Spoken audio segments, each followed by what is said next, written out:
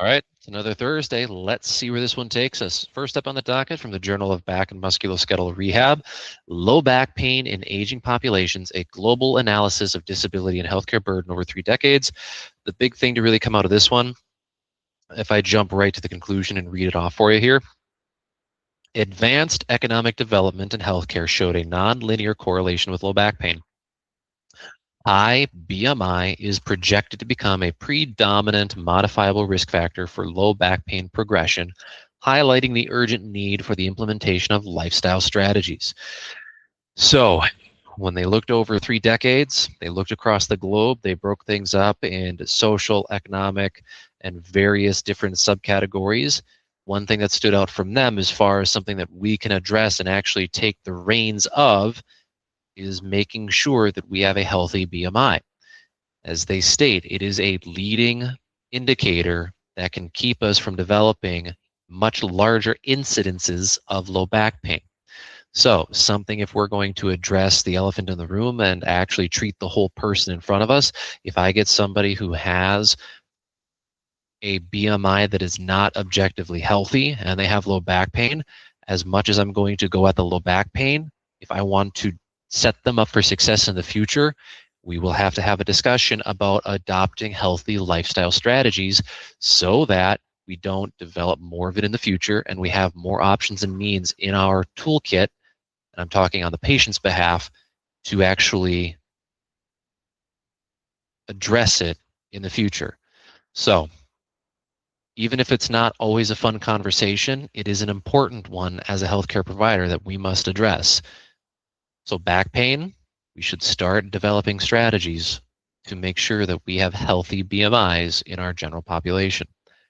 Next up, from the European Journal of Pain, the comparative efficacy of treatments for cervicogenic headache. So again, when we're talking about headaches, it is extraordinarily important to make sure that we understand what category of headache we're talking about, because you cannot just blanket or do a cookie cutter treatment when it comes to headaches.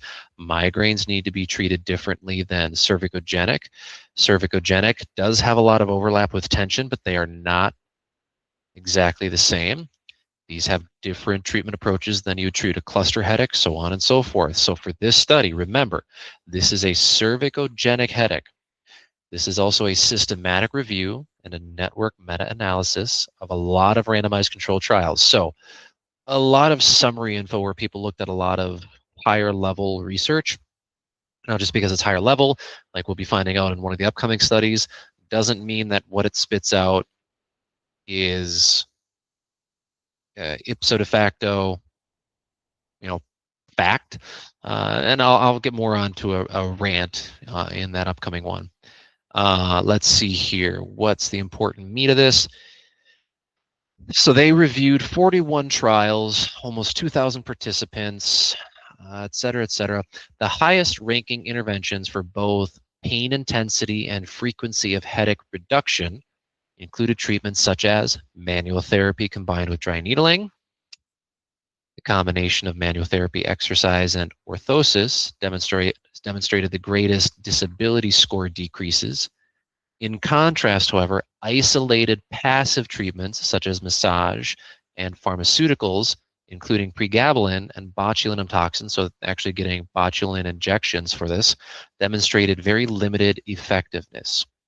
So, all of that to say, in their conclusion, multimodal, non-pharmacological approaches are superior to single modality treatments, and that's single anywhere, manual therapy, pharmacologics, etc. So any individual one, even if we think that the non-pharmacologic is best, it has to be in a combination, are superior in the short-term management of cervicogenic headache, reducing headache intensity, frequency, and headache-related disability. We've talked about it before. Multiple studies keep backing up a multimodal approach to care is the best approach. I haven't seen a study yet to really prove me wrong. I'm open to it, but it's really, really reassuring that there are multiple studies from different journals, different research methods that are still consistently showing that multiple interventions, multiple eyes, so to say, taking care of this patient is the best. There are exceptions, mainly because a lot of things don't work rather than a lot of things do work for certain syndromes and certain specific conditions. But if we're talking about this one, cervicogenic headaches, multimodal approach is the best.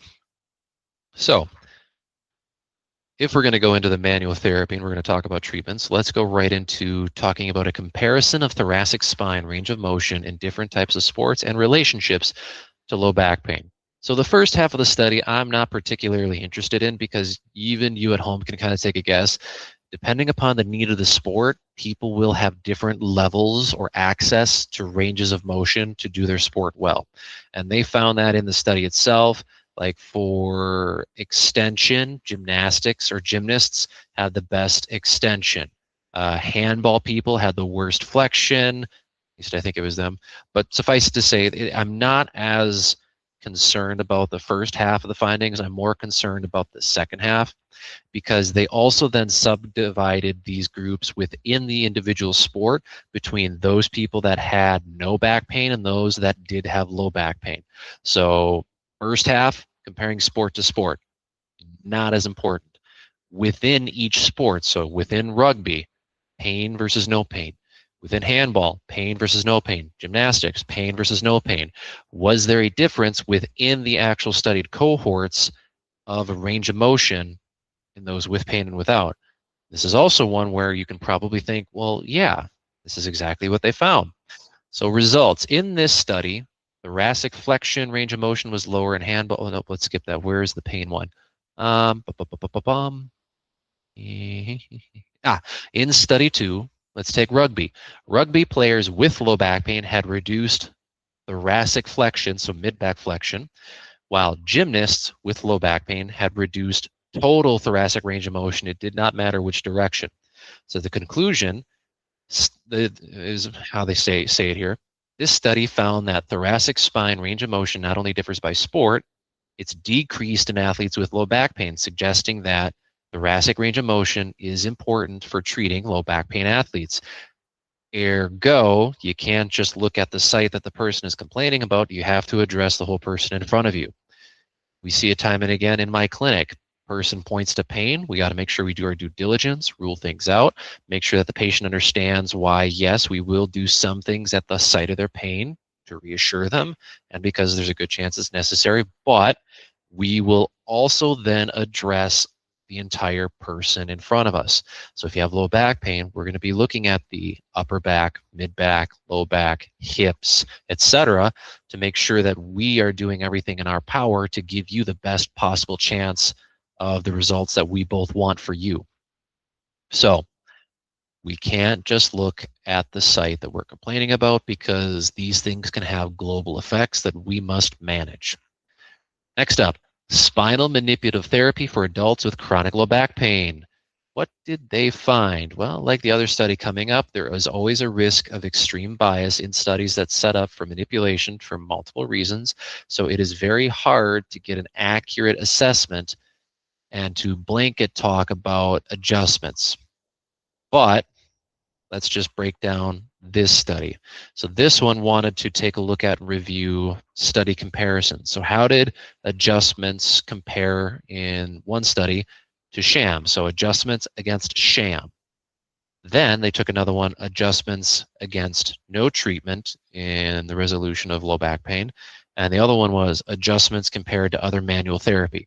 So you're always dealing with the category of people in chronic low back pain, but you kind of have this question being asked of how effective is the actual adjustment spinal manipulative therapy compared to sham, compared to not treating the patient at all, and compared to pretty much any other modality or manual therapy.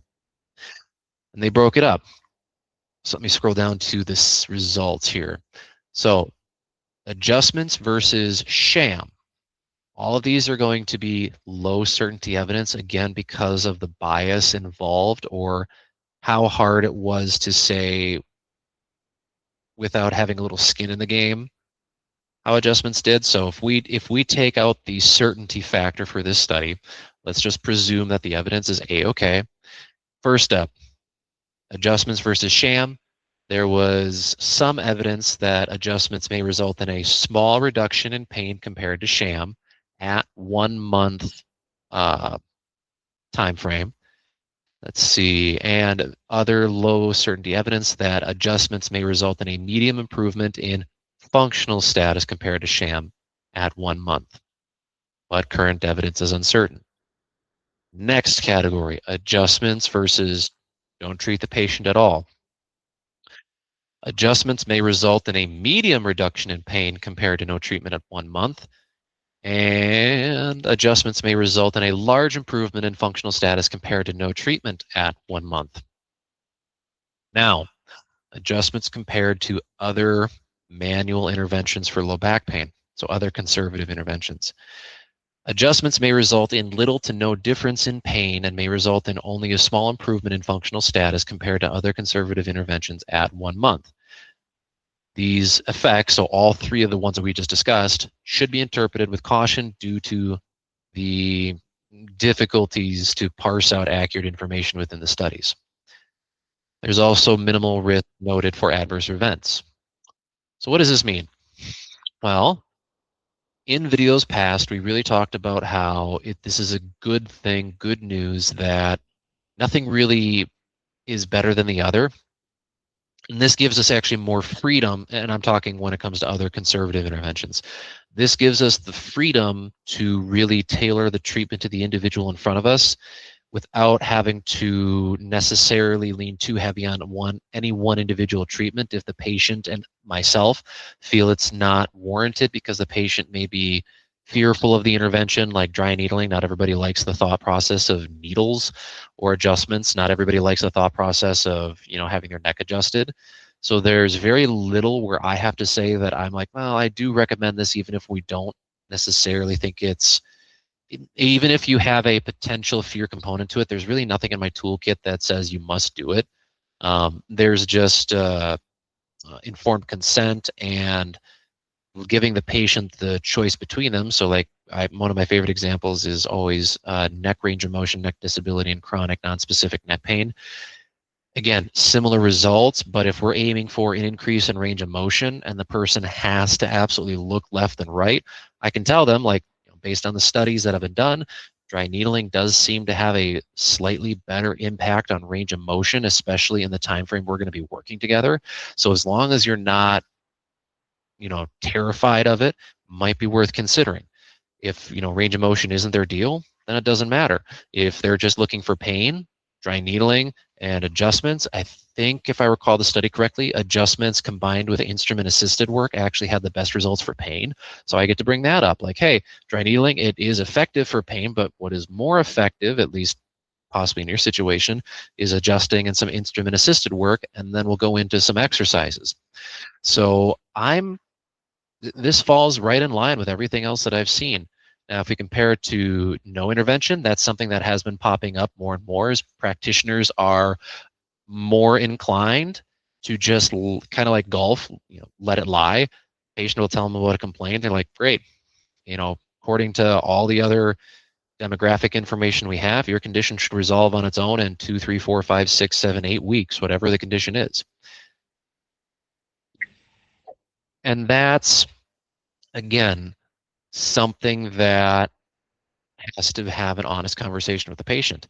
Am I against that? Well, no, because it, more than anything else, it's going to save the patient money in theory. But if this patient has a lot of factors such as yellow flags, as we call them, or okay, let me pause and slow my roll because I want to say this right.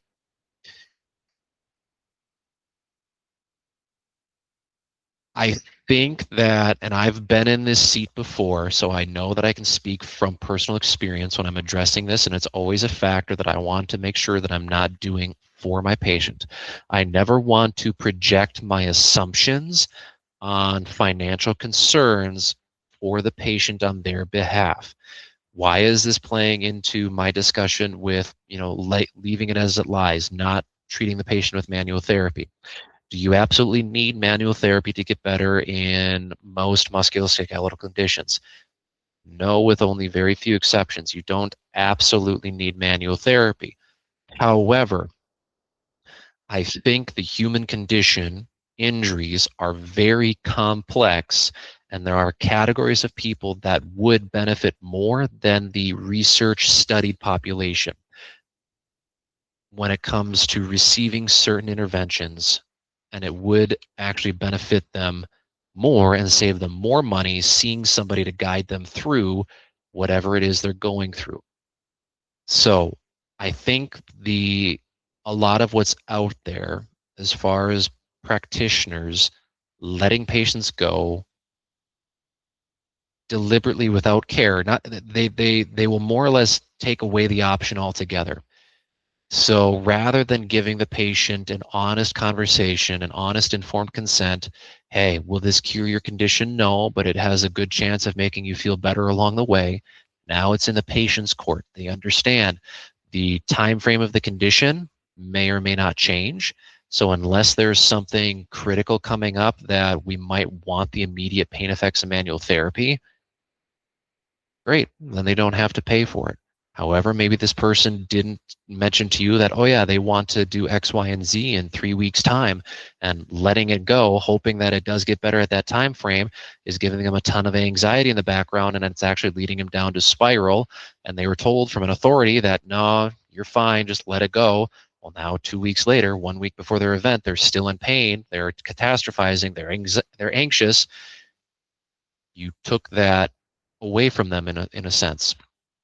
So no treatment is becoming popular because I believe practitioners projecting financial insecurities onto patients, and rather than giving them the choice, they're just telling them don't do something because they want to save the patient money, because they see studies that show they look at studies like this from a different perspective. They're like, oh, look, it only provides small improvements and only in short time frames. Therefore, it's not worth it in the long run for conditions that are lasting 6+ months. Well, 3 things. One, yes, we have the privilege of looking at this from the entire resolution of the condition from 0.0 to 6 months and looking at it from a population standpoint of what was studied.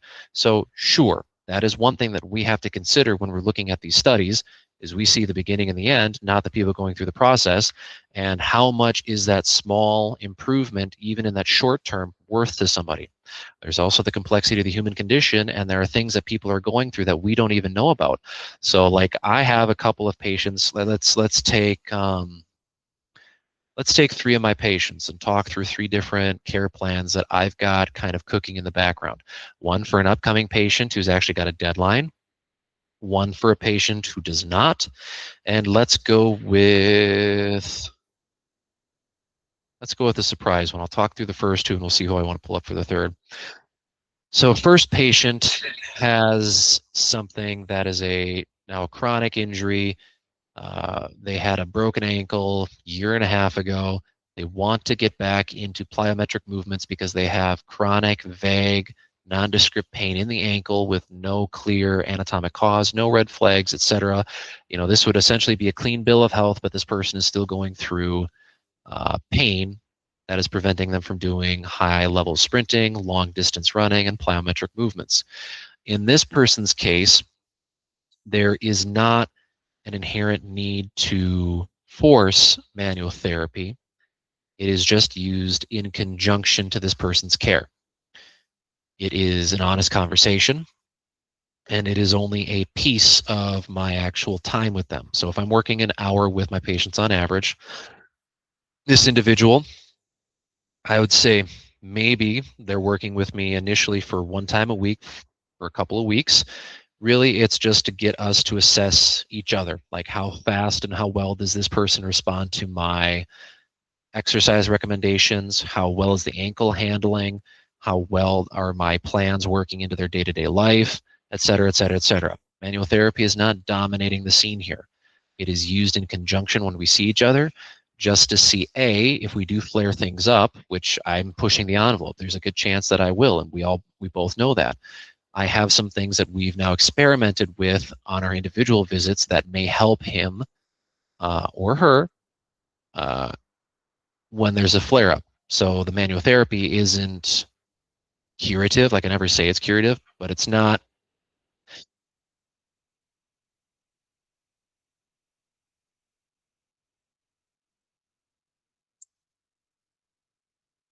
It's not something that we think is going to be the linchpin in his care.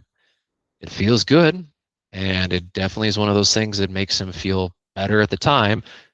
But we went about it in an honest conversation about what it actually is going to be and why we're testing it out with him.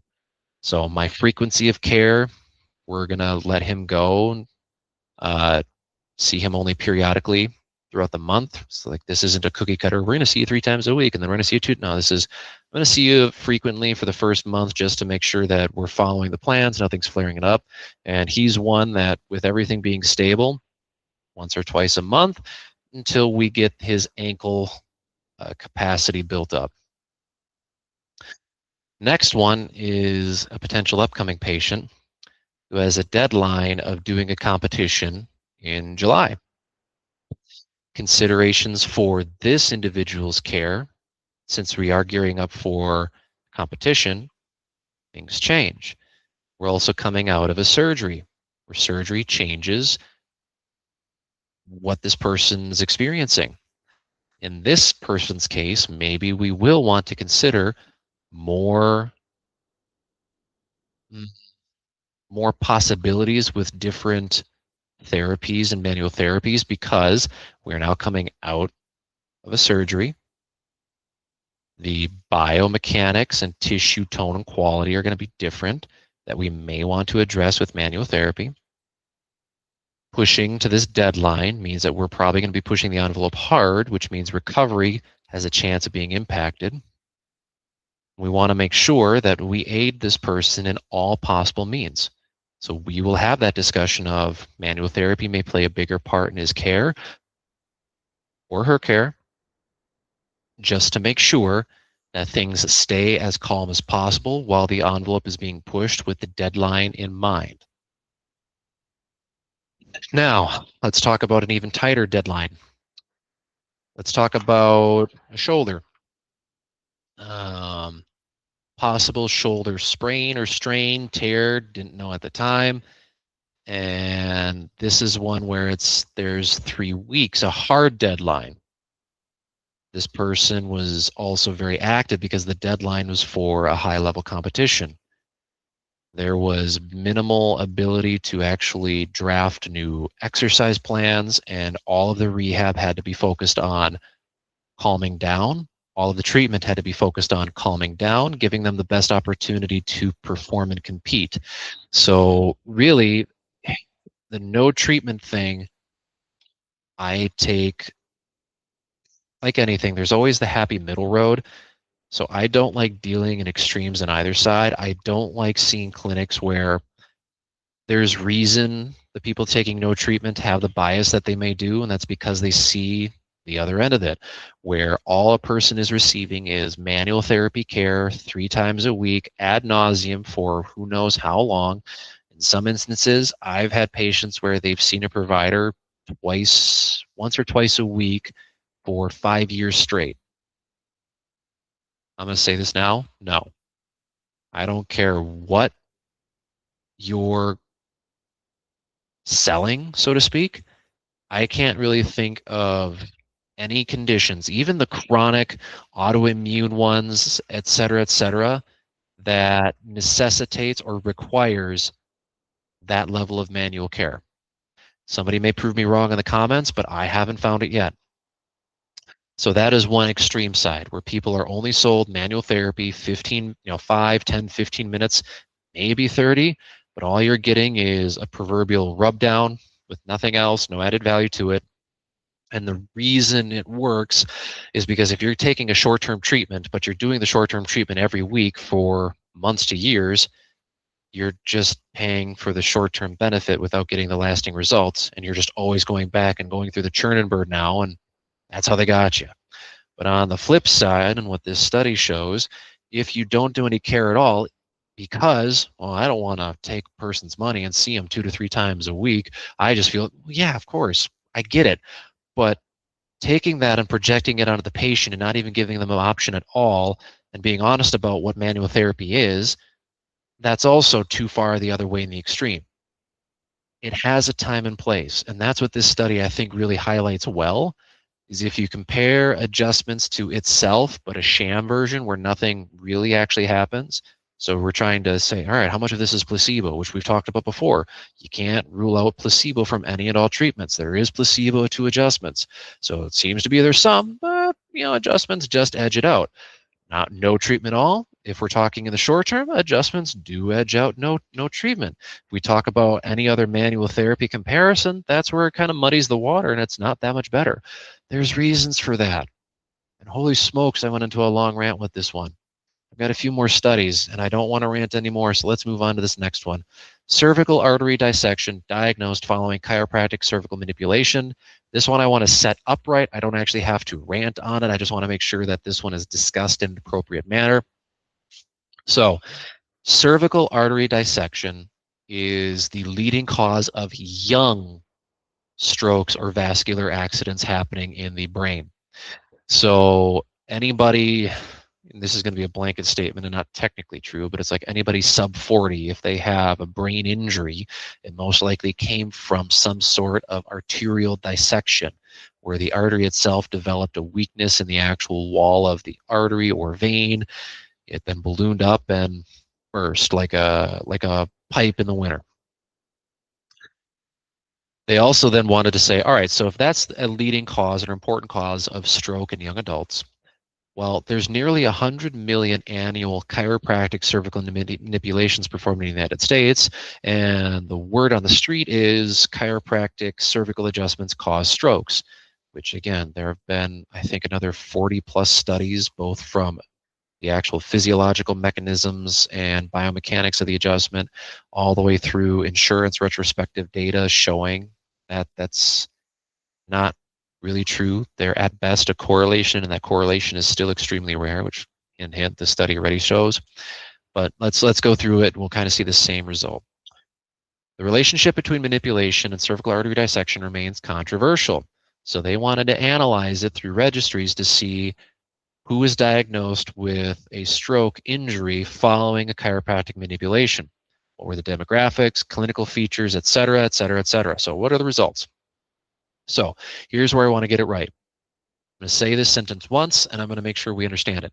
About 1 in 20 cervical artery dissection cases in the registry listed reported prior cervical manipulation to the diagnosis or intervention or required treatment thereof of cervical artery dissection. So in this, 20 people were already having an active cervical artery dissection.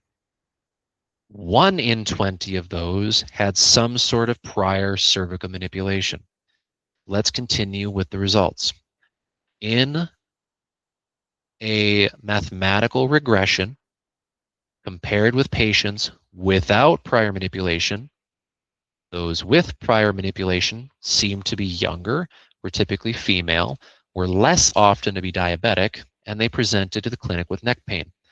They had higher odds of isolated vertebral artery dissection. So still within the category of cervical artery dissection, but this is the vertebral artery. That's where it seemed to fail. Recurrent ischemic stroke rates were similar between all groups. So what was their conclusion? And I like this.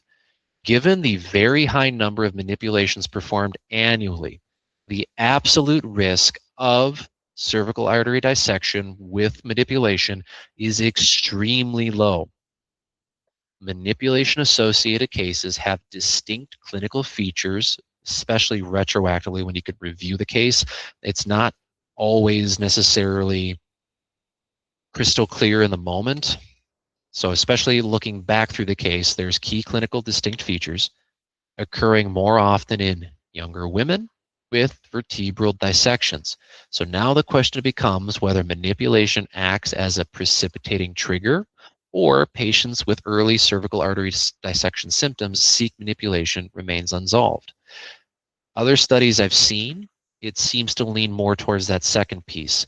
So I'm not going to say that it's not possible that adjustments may or may not be a trigger. That has to have further study. The studies that we do have seem to lean towards that's not the case. But again, nothing definitive that I will deal with absolutes. I have my bias, and my bias is I have to be open to it being a trigger, but all the research so far that I've seen shows it to be, hasn't shown it to be the case. What is more likely, and what I lean, or the camp that I lean more into, is that people going through the active process of that vertebral artery failing. So the actual artery will have blood pooling in a spot because we can think of the artery as having layers to it, and the inner layer will fail, and that will cause blood to kind of pooch out into the rest of the actual artery wall. Think of like an air pocket in a tire. You can see it ballooning out, and eventually enough pools in there that it causes the rest of the outer layer to fail, and now you have blood in the space, or you have pressure being put on and it's causing a blockage. Either way, blood's where it's not supposed to be, or it's not supposed to be going in the brain. These people that are going through this will have what appears to be mechanical type neck pain with or without headaches, and you can't really guarantee that they're going to be dizzy either. So really you have the leading symptom is mechanically based, seemingly, saying seemingly, mechanically based neck pain. And these people, depending upon when they seek care, early or late in the actual dissection process, may or may not present with neurological deficits or neurological symptoms. So that's why it's a hard question to answer, because incidence rates of people who go through strokes, it's really the same no matter the provider. If they happen to see a chiropractor beforehand, or if they saw a medical provider, when you actually look at the total number of patients seen in these offices and then you average them out, the actual occurrence of stroke, there is no difference. Like, this person was probably going to respond the same in a medical doctor's office. This person was probably going to respond the same in a chiropractic office. There doesn't seem to be a specific cause, even though the chiropractic profession is physically turning a neck at high velocity. So cervical artery dissection is still a leading cause of stroke in young people. It is still something we need to be aware of and do our absolute best to rule out and catch as early as we can to actually get them the correct care. But we don't necessarily need to be scaring our patients, saying what a lot of people on social media are saying: oh, don't get your neck adjusted because it will cause stroke. We don't have the evidence to say it does. We don't. We don't. You know, basically, if we're doing a proper informed consent, we could say something along the lines of, we're going to do our absolute best to make sure that the big scary things, the red flags, the infections, the cancers, dissections, we do our absolute best to screen for and refer you to the correct provider. We will treat you accordingly, and we will give you a list of potential treatments with their listed most common side effects, as well as the potential catastrophic ones, and let us both, you and me, arrive to what is the best care for you. That is ultimately your decision. That's all you can do. We don't need to be out there fear mongering, like, like, am I going around like a preacher on the corner? It's like, NSAIDs are destroying your, aspirin, it'll kill your liver. No. I don't know. I think that's one of those things where, just given the specifics of the profession, I've probably got a little chip on the shoulder just because I'm exposed to it more. So, well, knowing that, let's move on to the next study. Effects of breathing exercise and thoracic techniques on pain and disability and low back pain. This one's just tying together again. Treat more than just the low back. Breathing and thoracic manual techniques may be effective in reducing disability and, to a lesser extent, pain in patients with low back pain. Evidence is of low certainty. However, we must consider, depending on what we're going for, maybe doing either thoracic manual therapy and or breathing exercises to help low back pain. Again, what did I talk about like 2 or 3 studies ago? We can't just focus on the low back pain. Even in patients with low back pain, we've got to treat the person in front of us as a whole. Don't worry, we're almost done. 3 more studies. Dry needling plus manual therapy and exercise for subacromial pain syndrome, a sham-controlled, randomized controlled trial. What did it find? Well, it found that if you rely or think that dry needling is going to be the linchpin in care, if you just blanket treatment people with subacromial pain syndrome, it's not going to be the linchpin. It's not going to be the thing that makes it that much better. So I'll read their conclusion to you. Adding dry needling to a standard PT program did not result in greater improvements in the disability scores at 1 year. Improvements in secondary outcomes and patient perceived symptom acceptability may suggest potential clinical value. So what did I just rant about before? The right tool, the right treatment for the right patient at the right time. It is not a linchpin that is going to make the 1 year results better. However, for the right person that wants the additional added pain value, it could be a great intervention. So is dry needling the required thing to unlock the doors of subacromial pain? No. But patients in the cohort that received dry needling were more open to receiving further care, recommendations, exercise plans, etc.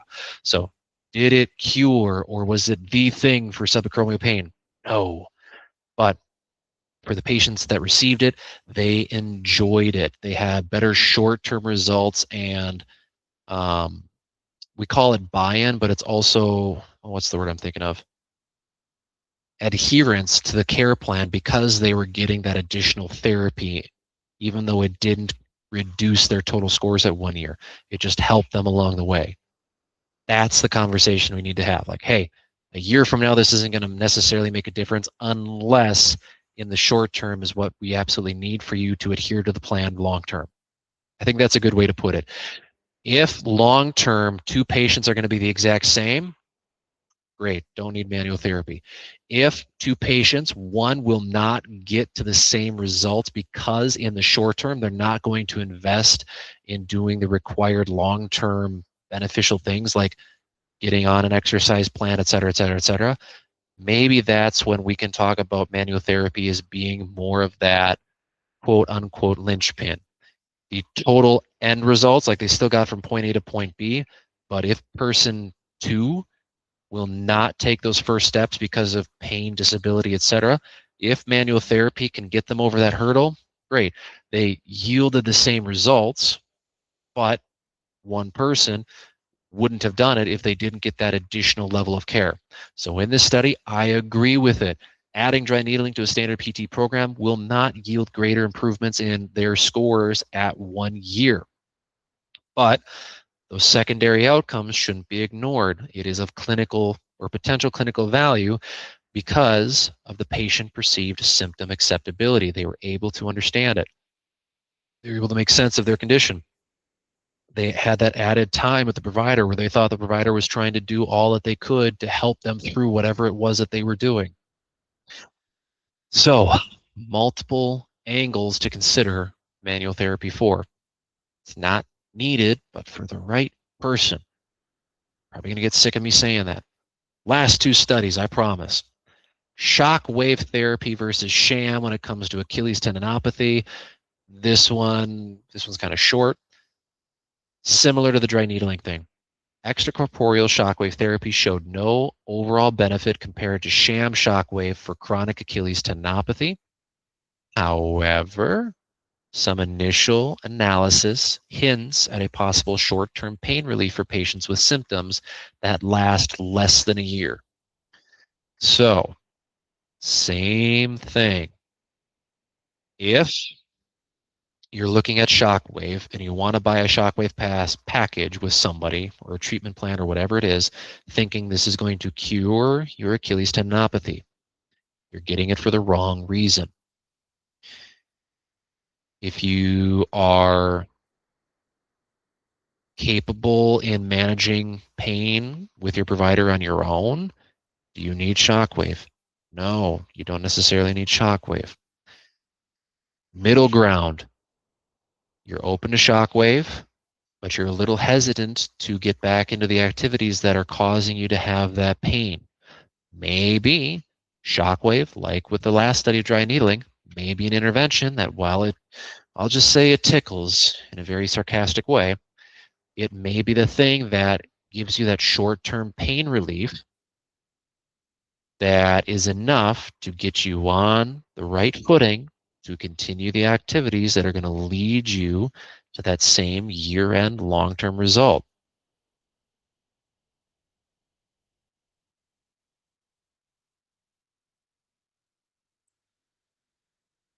So, mechanistically, shockwave, is it great for chronic Achilles?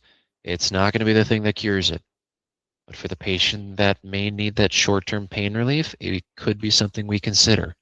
So, food for thought. Now, do I want to talk about this one? I don't think, now that I'm rereading this one. No, this one's more, so the last study that I have that I was debating talking was about brain-based effects of adjusting, and are they out there? Yes, there are studies that show that we have different reactions in the brain, even potentially in the blood chemistry if somebody gets an adjustment. However, I don't necessarily think that, especially given the other research we have with adjustments, that there is enough unbiased study setups that allow us to say what these are from a brain-based standpoint is necessarily clinically relevant enough to sell adjustments as a brain-based therapy, because that's what you have people do out there. Is you have people that will say manual therapy is effective in your case because it's going to affect your brain chemistry. Look, any and all interactions that we have conscious understanding interpretation over are going to have a brain-based effect. Me touching my hand, nerves have to feel that sends it to my brain has to understand, is this hurt, harm, pleasure, etc. I'm already having some sort of effect in my brain. Having the clinical interaction between a provider and a patient, the adjustment given the nature that it's stimulating these joint proprioceptors in a very, very, very, very, very fast manner, yeah, we're going to have some sort of brain-based effect. But is that brain-based effect the actual cause and the reason we have the reduction in back pain? Is it local joint effects? Is it a combination? Is it? Like, these are all questions that we have to address. So this study in particular, it is something that I think practitioners jump too much to bring to the public right away. So I'm not necessarily one that feels like you actually have to gatekeep information. That's not what I'm saying at all. What I'm saying is I think practitioners will jump to showing this to patients to trick them, to build false buy-in to get the patient under care. So do I want this information kept from patients? No, I want this information. I don't want providers to use this information in a predatory way against patients. This sort of stuff is something that we get to have discussions provider to provider to figure out what is the best next steps from a research standpoint, what is the next best steps from a like a clinical standard operating procedure standpoint, and then what can we distill down to effectively and ethically talk with our patients about. So this is something that I think is more geared towards providers to discuss and figure out what is actually going on, what is relevant, and what do we need to set up for research standpoints to better understand these treatments better so that we can then adapt them to our patients better to get better clinical results. But what I've also seen, I think the reason that I will leave it up in the video is because I see a lot of, on social media, different providers taking pieces like this where the evidence is prospective, it's a consideration piece. They'll then paraphrase it to patients to try and get them to have buy-in and oversell them either on care or make an excuse on why they should adjust somebody for a condition that isn't musculoskeletal related. Like, oh yeah, we need to consider adding in adjustments to treat your, and they're not going to say treat, they're going to say something along the lines of like, we're going to help restore balance to hopefully reduce your anxiety and depression or something. Like, it's going to be out there, but they'll use studies like this to frame that discussion and be predatory when it comes to patients. And that's what I want to bring, what I want to really bring up with this study. So this one really in review, the actual study itself, there are brain functional changes following spinal manipulation, but we have to have that discussion at the research and provider level. What are those? And are they of clinical relevance? And do we need to pursue further research asking those questions from there?